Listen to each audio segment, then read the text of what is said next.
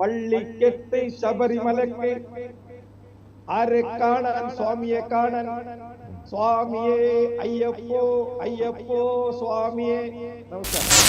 ಅಲ್ಲಿಗೆ ಬನ್ನಿ ಅಂತ ಯಾವ ಮುಸಲ್ಮಾನರು ಹಿಂದೂಗಳನ್ನ ಆಹ್ವಾನಿಸುವುದಿಲ್ಲ. ಎರಡನೇದಾಗಿ ಏನಂತ ಹೇಳಿದ್ರೆ ಅದು ಮಸೀದಿ ಆಗಿದ್ರೆ ನಮಾಜ್ ಮಾಡುವ ಸ್ಥಳ, ದರ್ಗಾ ಆಗಿದ್ರೂನು ಅಷ್ಟೇ.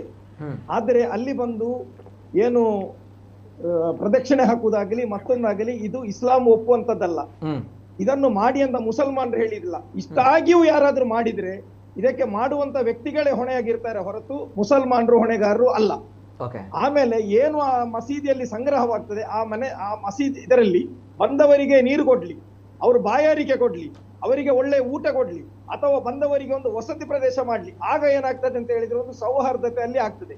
ಇಷ್ಟು ಹೇಳಿಕೊಂಡು ನಾನು ಹೇಳುದು ಇಷ್ಟೇ, പള്ളിക്കെട്ട് ശബരിമലക്ക് ആരെ കാണാൻ സ്വാമിയെ കാണാൻ ಸ್ವಾಮಿಯೇ ಅಯ್ಯಪ್ಪೋ ಅಯ್ಯಪ್ಪೋ ಸ್ವಾಮಿಯೇ. ನಮಸ್ಕಾರ.